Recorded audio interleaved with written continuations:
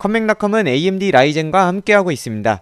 구독자 여러분들 안녕하세요. 컴맹닷컴에서 정보와 리뷰를 전달하는 정보맹입니다. 자, 오늘 제가 가지고 온 내용은요, 여러분들이 리플로 좀 많이 남겨주셨던 내용 중에 하나인데요, 라이젠 5 3600을 가지고 사제 쿨러를 활용해서 과연 오버클럭을 진행할 때 어떻게 될까요? 이런 내용이었어요. 바로 오늘 알아볼 내용으로 제가 라이젠 5 3600을 가지고 트리니티 화이트 쿨러를 사용을 해서 B450M 박격포 모델의 CPU 오버클럭을 한번 진행을 해볼 건데요. 이렇게 진행을 했을 때 일단 오버클럭 가이드와 그 다음에 벤치마킹을 통해서 성능이 어떻게 변화되는지 이런 내용들도 한번 알아보려고 합니다. 자, 라이젠 5 3600 같은 경우에는 여러분들도 아시다시피 굉장히 CPU가 가성비로 좋게 나왔는데요. 이 CPU에서 기본 쿨러를 활용했을 때만 하더라도 뭐 게임이나 이런 데서 프레임 방어가 잘 된다, 이런 내용은 기존에도 보셨을 거예요. 근데 오늘 진행할 내용은요, 여기에 4만원대 서머랩 트리니티 화이트 쿨러를 추가를 해가지고 그냥 PBO만 사용하셔도 될 텐데 CPU 오버클럭을 진행했을 때 알아보려고 하는데요. 일단 간단하게 CPU 오버클럭 어떻게 하는지 제가 바이오스 설정법 알려드리고요. 그 다음에 테스트 진행해보고 벤치마킹을 통해서 오버클럭 전과 오버클럭 후의 성능 변화가 어떤지 이렇게 알아보도록 하겠습니다. 저도 이 CPU가 굉장히 좀 발열이 생각보다 적다, 이렇게 얘기를 해가지고 오버클럭이 어떻게 나올지 기대가 되는데요. 어떤 성능 나오는지 그리고 어떻게 하는지 저와 함께 알아보도록 할까요? 렛츠 고! 자, MSI 제품이고요. 일단은 최신 바이오스로 업데이트가 되어 있는 상태입니다. 자, 이 상태에서 위에 보시면 오버클럭킹으로 메뉴를 들어가게 됩니다. CPU 레이시오부터 순차적으로 이렇게 메뉴들이 나타나는데 제가 하는 부분이 정답은 아니고 가이드 부분이면서 각 제품의 수율별로 이 내용이 달라질 수 있다는 점 참고를 해주시고요. 제가 성공했다는 기준으로 먼저 진행을 해보도록 하겠습니다. 제가 진행할 CPU 클럭 같은 경우에는요, 41.5라는 클럭을 진행하도록 하겠습니다. 그래서 41.50으로 이렇게 입력을 하면 41.50 메가헤르츠로 바뀌는 걸 볼 수가 있습니다. 자, 그리고 이제 램오버를 진행해야 될 거예요. 그래서 D램 프리퀀시에 들어가서 엔터를 누르시면은 이렇게 여러 개 클럭이 있는데 제가 항상 진행하는 마법의 숫자라고 불리는 DDR4의 3200 이거를 선택을 하고요. 그 다음으로는요, 밑에 메모리 트라이잇에서 클럭을 3200에 16, 18, 18, 18, 36 요거를 선택을 해주게 됩니다. 자, 그 다음에 디지트 올 파워라는 부분이 있는데요. 이 부분에서는 저 같은 경우는 CPU 로드라인 캘리브레이션 컨트롤 이 부분을 모두 3으로 설정했습니다. 어떤 부분이냐면요, CPU에 전압을 주는 부분을 보정을 해주는, 이렇게 출렁거리고 흔들리는 부분을 보정해주는 내용인데 MSI 같은 경우는 3 정도로 주는 경우가 굉장히 좀 많아서 모두 3으로 설정을 하고 그 아래에 있는 NB 로드라인 캘리브레이션은 따로 건드린 부분은 없이 진행을 하도록 하겠습니다. 그리고 CPU 코어 볼테이지 이 부분이 가장 중요한 것 같아요. CPU에 4.15 클럭을 하기 위해서 어느 정도의 볼트를 줄 것이냐 라는 부분인데요. 이 부분은 오버라이드 모드를 저는 선택을 해가지고 1.3875를 주고 진행을 했었습니다. 물론 이 부분 다 전압을 더 낮게 주면은 좋은 부분이에요. 하지만 테스트를 했을 때 확실하게 에러가 없이 다 진행이 됐는지 이런 부분을 체크를 해야 되기 때문에 1.387로 저는 이 정도에서 문제없이 진행을 했고요. 더 테스트를 할 수 있었다면 뭐 전압이나 이런 모드들을 더 건드릴 수 있지 않았을까, 이런 생각도 하게 됩니다. 여기서는 넘어가도록 하겠습니다. 그 아래에서 D램 볼테이지가 있는데요. 이거는 1.30으로 선택을 해서 진행하고요. 통상적으로 저는 1.30V로 램 오버를 주는 편이긴 한데요.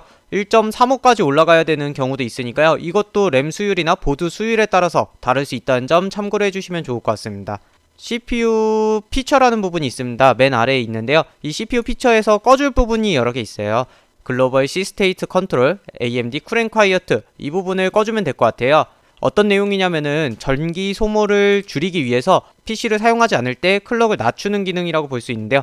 CPU 클럭을 고정하기 위해서 쓰는 건데 CPU 클럭이 움직이기 때문에 제대로 된 성능을 낼 수 없다, 이렇게 봐주시면 될 것 같습니다. 자, 모두 완료되었다면요, 세이브 앤 엑시트 가서 저장을 하고 테스트를 진행하도록 하겠습니다. F10을 눌러서 저장을 하고 윈도우 부팅 해볼게요.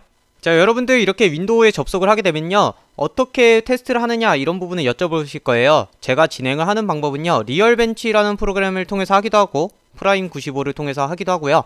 아까 AMD의 과장님과 통화를 했을 때는요, 에이다 64 익스트림 요 버전을 뭐 그냥 다운받으면 그 안에서 테스트를 진행하는 방법도 있다, 이렇게 얘기를 해주시더라고요.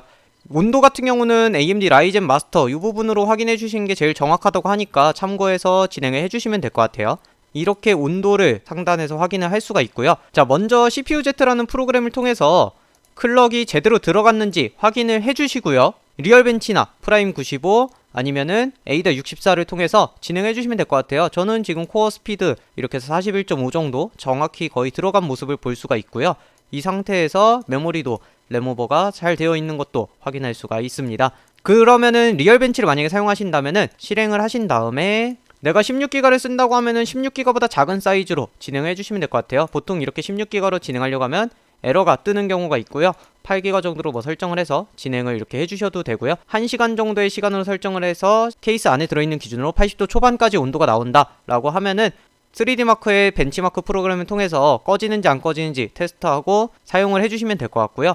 다음으로는 에이다 64를 사용한다고 하시면은 상단에 보시면요, 도구에 시스템 안정성 검사라는 부분이 있습니다. 자, 이렇게 체크를 해놓고 스타트를 그냥 눌러주시면은 온도와 CPU 사용량이 나타나면서 이 온도 또한 80도 초반 정도의 선에서 움직일 수 있도록 봐주시면 될 것 같아요. 여기서 이 그래프 끝까지 가는 데가 한 30분 정도 걸리더라고요. 30분 정도 충분히 테스트를 해주시고 기복이 있는지 없는지 이런 부분들 확인한 다음에 종료를 해주시면 될 것 같아요. 이런 테스트가 끝나면은 마지막으로 하시는 분들이 대부분 프라임 95를 하시더라고요.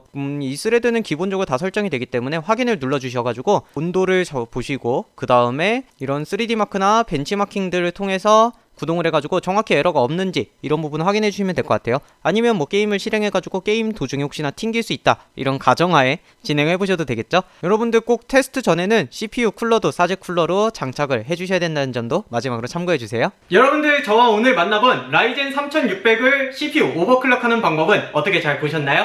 이렇게 오버클럭을 진행했을 때 벤치마킹이 어떻게 나오는지 한번 저와 보도록 하겠습니다. 자, 일단은 CPU만을 측정하는 시네벤치 R20이라는 벤치마킹 프로그램이 있는데요. 이 기준으로는요, 기본 클럭이 멀티가 3543점이 나왔고요. 그 다음에 오버클럭을 했을 때 3722점 이렇게 나타나서 멀티코어 기준으로는 약 5% 정도 높은 모습을 보여주었고요. 자, 그 다음에는 이제 그래픽까지 측정하는 3D마크의 파이어 스트라이크랑 타임스파이 이렇게 두 가지를 볼 텐데요. 이 두 가지를 가지고 벤치마킹 했을 때에는 파이어 스트라이크에서 피직스 점수 기준으로 약 3.2% 정도 높은 모습을 보여주었고요. 컴바인 점수 같은 경우는 1%가 채 차이가 나지 않는 거의 비슷한 점수 수준을 보여주었다, 이렇게 알 수 있을 것 같습니다. 그리고 나서 이제 다이렉트 12기반인 타임스파이를 가지고 봤을 때는요, CPU 점수가 약 3.7%가 4.15기가로 오버클럭을 했을 때 더 높은 모습을 보여주었고요.